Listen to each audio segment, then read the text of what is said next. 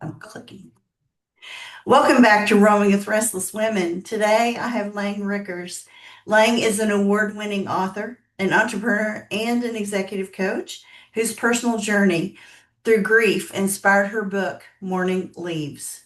It's a Red Hen Press, now in its second edition. Drawing on creativity, nature, and simple daily rituals, Lang offers a practical and compassionate guide to navigating grief and life's many, many transitions. Whether facing personal loss, burnout, or major change, her heartfelt insights and actionable tools help people find resilience, meaning, and joy, even in the darkest seasons. In addition to her writing, Lang designs grief workshops and speaks at events nationwide.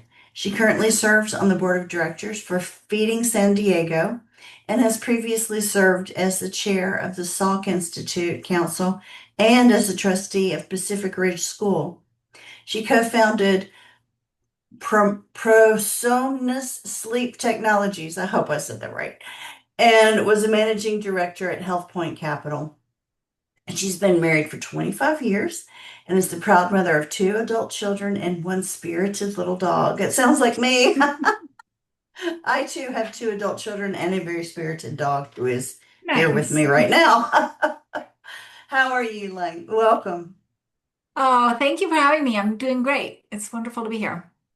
So, what was the impetus for your focus and your study on grief? So in 2019, I tragically and very unexpectedly lost my younger sister. She had um, not been ill that we really knew of, although she did have some symptoms of obstructive sleep apnea, which I was aware of because of the company that I had founded, which treated patients with sleep apnea.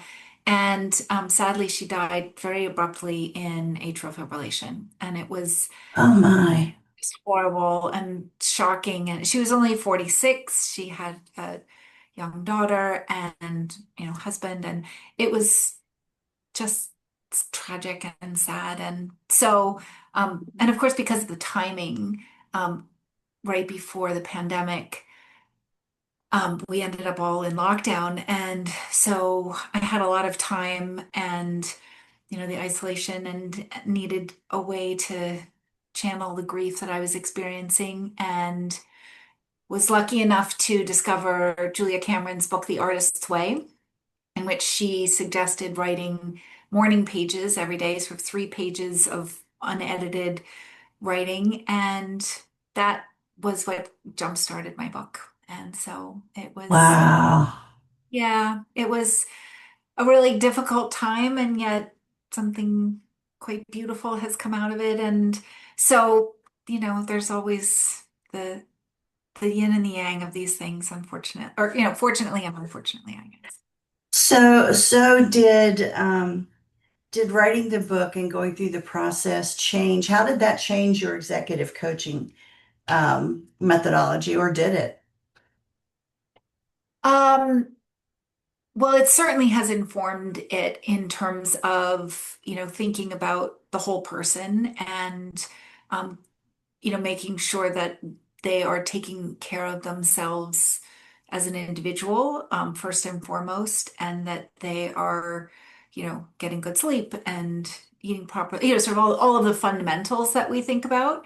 And, and that they are, you know, able to sort of channel their energy most effectively in the work situations that they're facing. And most of the people that I'm dealing with are CEOs, and I always say to them that their job is to problem solve. And so the fact that they are every day, all day addressing problems as they come up, not necessarily negative problems, but just things that come up and things that they're putting in place Right. that they really need to be at their best. And, the more self-aware that they are and the more energy they have, the better they are prepared to address whatever's coming at them. So when you do your grief workshops, do you do them with companies or do you do them with in conjunction with like a life coaching business? I have not done them with companies yet. I've started to explore that possibility. Thus far, I'm on the board of another organization that wasn't in my bio called the Empowered Endings Okay. Foundation, and they have co-hosted grief workshops with me. We've done them at a senior center and then at other community centers, and so just with individuals who are facing grief and come together. Mm. So they've been nice. And do you work with Actually, some of the hospice most at all? rewarding. Oh, say that again. No, go ahead. Oh, I was just going to say it's some of the most rewarding work that I do. It's, you know, it, people are at their most open and most gentle in some ways when they're grieving. Yeah, And so the conversations are really quite beautiful and special. I feel very fortunate to get to participate and sort of help guide people when they're in that kind of a fragile state. So I do really enjoy doing them. I'm working on setting up a few more right now. that's beautiful. I'm glad that you are. I think we don't give grief enough credit. The process of growing through grief. Hmm, I hmm. think most of us, we have people that die around us all of our lives. But when you actually get hit with that first immediate family member or first very, very, very close friend that Hmm. passes away, depending on what age you are when that happens, it can color how you experience that grief.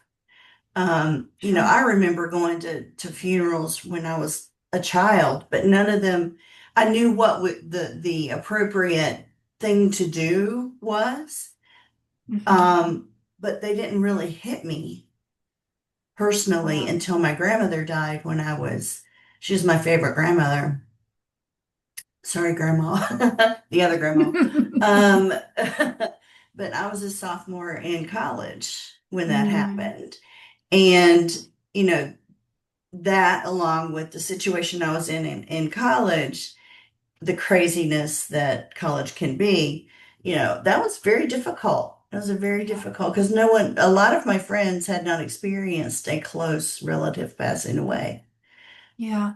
It changes your life perspective in a big way. And I think it's an opportunity to Yeah, really look at oneself and one's values and what's important and where you're putting your energy and your time. And so it can be, as you say, a really great moment for growth. And yet it's not easy. I mean, these kinds no, of big growth moments come with, they are taxing. And so yeah, so my book is both has the story of what happened, but also has about 35 poems that were written in the mornings and address different things that were coming up for me about myself, really. And really taking a look at who I was, what was serving me, what needed to be left, who did I want to be going forward, and particularly my sister being a peer as opposed to somebody who's, it was an out of order death, yeah. and to realize for each of us, there are no guarantees. And so whatever it is that we want to be doing, we better be doing it now and, putting our energy into things that we really find meaningful and important. So I commend you for doing this podcast because it seems like that's filling that for you. And my book In is a lot about of ways, it really is. Actually, I started the podcast a little after my mother got diagnosed with Alzheimer's, mm, and just there is a grief before grief when that happens. yes, yes. There's Alzheimer's has a very funny timeline that way. yeah, because you lose the person or Mhm, who they were, but they're still mhm. physically there. Yeah. And over time, um, you deal with the grief of losing them in different ways. My sister was a lot closer to my mom than I was. Mm, mm, So, and I didn't live near her. She does, or she mm. did. And losing my mom to Alzheimer's happened for me sooner than it did with my sister because she was there every day. Yeah, yeah. So I went through my grief first, and then I watched my sister go through her grief, and yet our mother was still there. Yeah. And as I mentioned before our podcast started, we just lost her. It's been a little over a month now. Um, Mm, and that was a different kind of grief. It yeah. wasn't a grief for her. And it really wasn't a grief for us. It was just a grief of really losing her Hmm. physically. But Hmm. we had already, had a year and a half to grieve. And it Yeah. was, so it became a beautiful sending away for us, because both of us imagined, she went to heaven and she's with Hmm. her family, and she'll be there when we get there, that kind of a thing. How have you found working with people who are dealing with folks either that have Alzheimer's or their loved ones are working within hospice or that kind of a thing, where they're dealing with a longer grief cycle? The challenge with dementia and Alzheimer's is, as you say, the loss isn't at the end, Yeah. and societally, we're not set up to support those people at that time when they most need the support because it's the most um, poignant loss.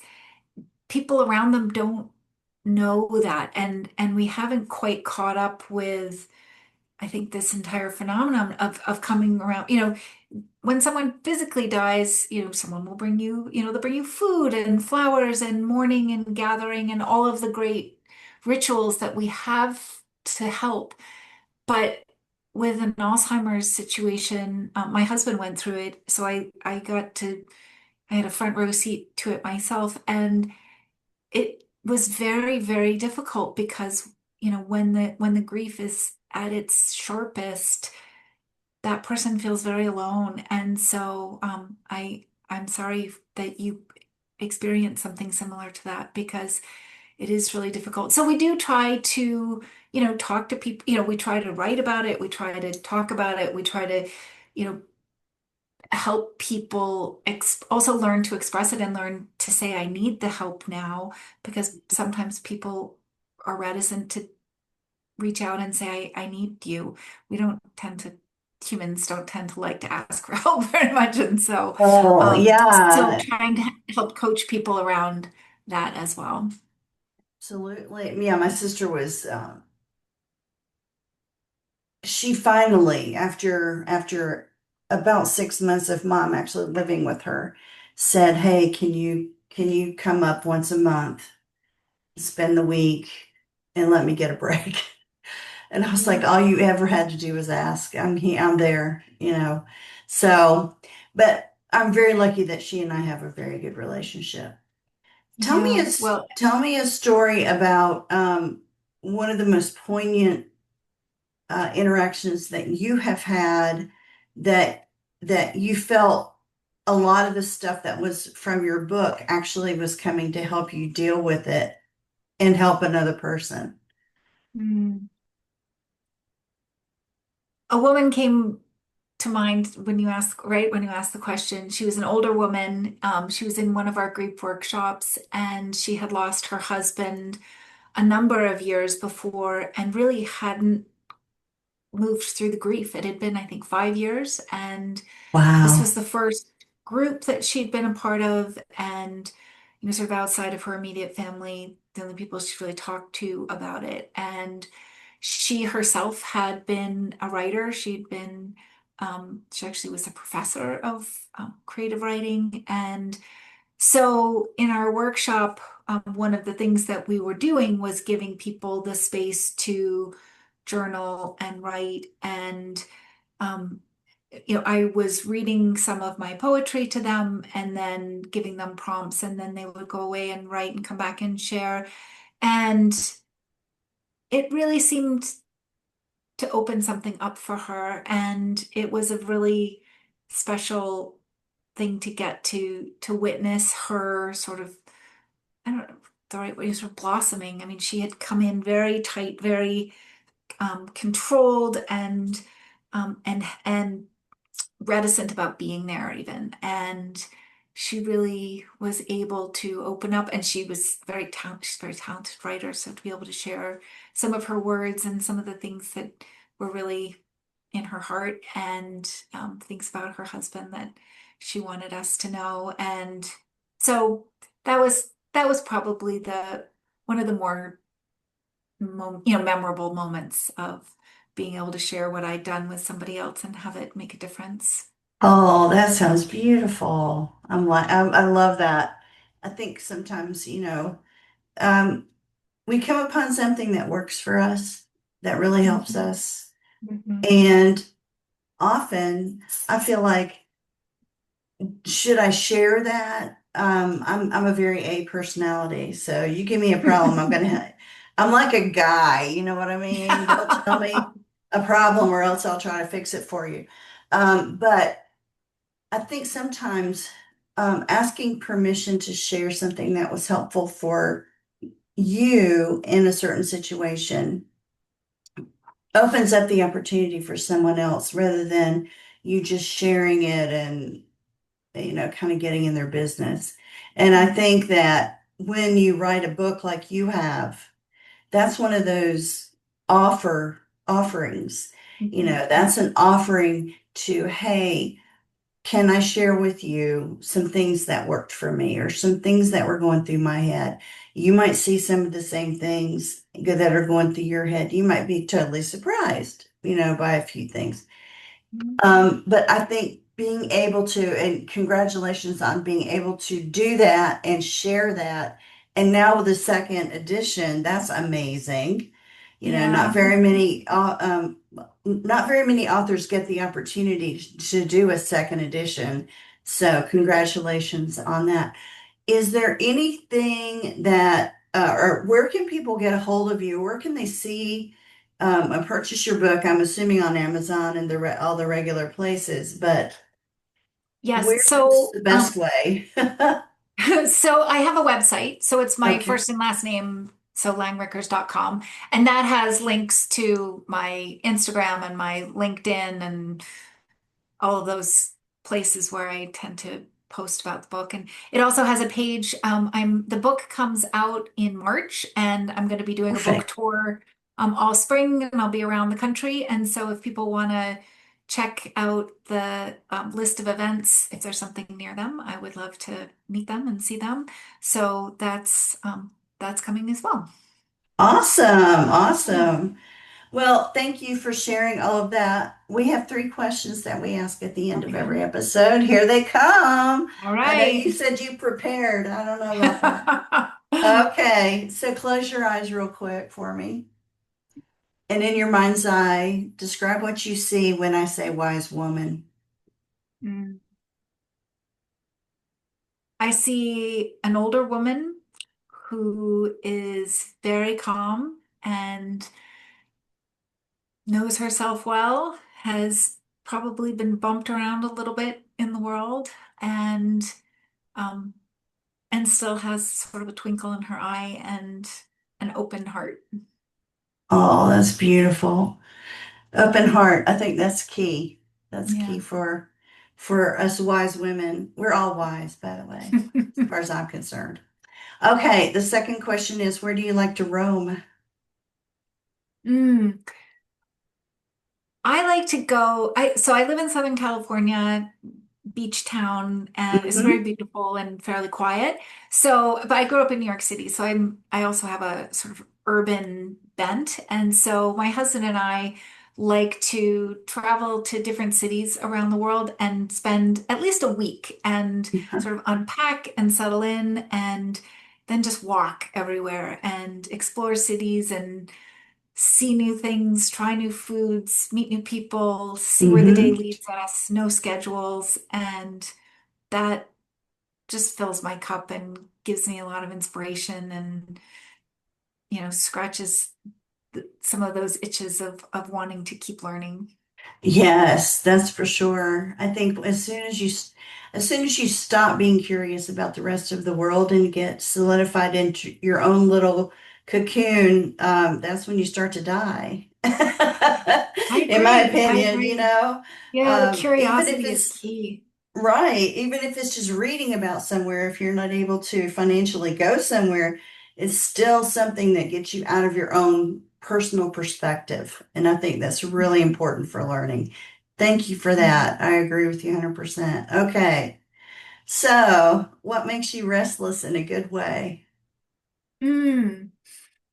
Well, I like the sort of visual of being home and then going out. And I think that that can also be sort of psychological or spiritual of sort of being within myself and sort of processing things and sort of getting strong and whole. And then I want to go out. And Yeah. it might be going out by reading or learning or exploring and then coming back. So that restlessness, I need both the sort of Yeah. settled, grounded centeredness, and then I get the itch and I need to go out and try new things and do new things and be with other people. And so I think that's the greatest sense of restlessness I get is wanting to engage with the world.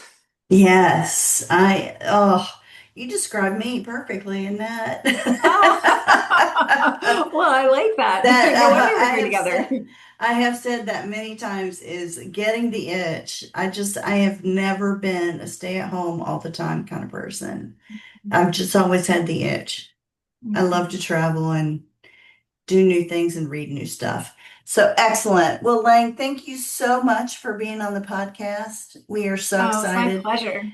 I will put the link to your web or your web page on the show notes. And folks, Thank please you. take a look if you are going through grief or you just want to take a look at how you can support someone going through grief. Take a look at Lang's book and check out her website for where she's going to be this March or this whole spring, actually.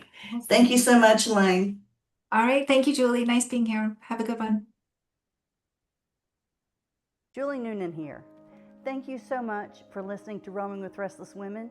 If you're a successful senior woman leader who would like to be on this program, please visit podcast.intuitivewisdomcoach.com. If you enjoyed this interview, please share this episode on social media and make sure to subscribe so you don't miss any future episodes. Your thumbs ups and reviews go a long way.